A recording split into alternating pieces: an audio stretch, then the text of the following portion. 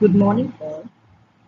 This is Unit 3 in Company Law, that is Share Capital and Shares. Meaning of share capital. The term share capital refers to the amount of capital raised or to be raised by a company through the issue of shares. Here, whenever the company wants to start its business operations, then it can issue the shares and can raise the capital. As it needs a huge amount of money, it can issue the shares to the general public and it can raise its capital. For example, if the company needs 10 lakh rupees, then it can give the shares of rupees 10 each and can raise the capital. And that 10 rupees will not be taken at a time. It will be divided into parts, that is application money, allotment, and first call and final call will be given by the company to raise the capital. Share capital can be raised only by companies limited by shares and registered with share capital. So here again, the companies only they can raise the capital. It has to be limited by shares and also it has to get registered with the share capital. It has to get registered with the Companies Act. It can be raised either at the time of formation of the company for starting business operations or later on for further expansion or diversification of the business. So whenever it is going to start its business, at that particular time it can raise the capital, or for further expansion, whenever it is going to expand its business operations or diversifying its various activities of the business, then also it can raise the capital. Next, share capital once raised cannot be redeemed except in the case of redeemable preference shares. Once raised, it becomes a permanent liability for the company. But except for redeemable preference shares, that is redeemable preference shares means that which can be repaid after a certain period of time. So then it will not be the liability, except in the case of redeemable preference shares, it is a temporary liability we can say. Otherwise, it will become the permanent liability for the company. It can be returned only at the time of the winding up of the company. So whenever the company is going to get closed, then at that particular time, it will be returned. Every limited company must state the amount of share capital with which the company is to be registered in its memorandum of association. This is very important. So the limited company which whenever it is it has to state the amount of share capital and it has to be shown in its whenever it is going to get registered, it has to give it in the memorandum of association that what amount of share capital it is going to raise. Further, the division thereof into shares of a fixed amount and also the fixed amount of shares, how it is going to divide, what is the amount of shares it is going to divide, that should be specified. An unlimited company and a company limited by guarantee may not have a share capital. Here, unlimited company and also a company limited by guarantee may not have a share capital. So they need not have, may or may not have, based on the articles or based on its uh, specifications, it can or it cannot be the raise the share capital. Kinds of share capital. First one, nominal, registered or authorized capital. It is the amount of share capital which a company is authorized to issue. Here, whenever the company is going to raise its capital, the maximum amount whichever it is going to raise, that will be authorized capital, or it will be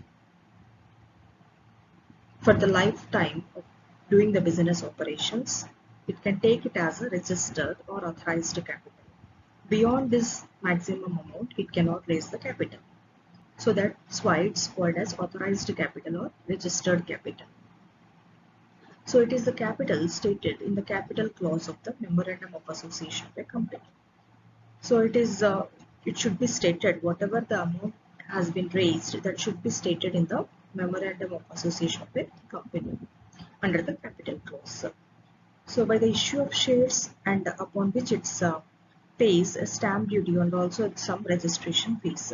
So it issues the shares, it issues in the form of shares, and also it pays the amount here, the registered capital. Under this, it will pay the stamp duty as well as some registration fees. So it is called as nominal because it's not the real amount which is going to be issued to the general public, but the amount is only nominal. That means it's not real. It is not the actual capital of the company. So that's why it's called as nominal capital. For issuing, the capital issuing will be different. The issued capital which is being issued to the general public will be different. So it is called as nominal capital.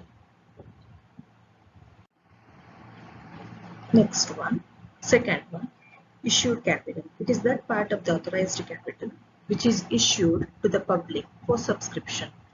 So the part of nominal capital, the part of authorized capital which is issued to the public for subscription. So this is the actual amount which the company needs, and it will be issued to the general public for subscription. So a company is not obliged to issue all its nominal capital at once. So here it's not compulsory that it has to issue all the amount. It should raise the capital at once, but it can divide it into parts. As I have told earlier, that it is through application money, allotment, first call and final call, the shares will be issued to the general public for subscription. And in that way, the capital will be raised. Next one, subscribed capital. It is that part of issued capital which is actually subscribed for by the general public. So it is that part of the nominal capital which is taken up by the shareholders, we can say, who have agreed to give their consideration, whether it may be in cash or in kind, for the shares issued to them. So this part is called as a subscribed capital, which is actual part which has been taken up by the shareholders, and which they have agreed to raise the capital for the company. Next one, called up capital. According to section 2 subsection 15 of the Companies Act 2013, called up capital means part of capital which has been called up by the company for payment.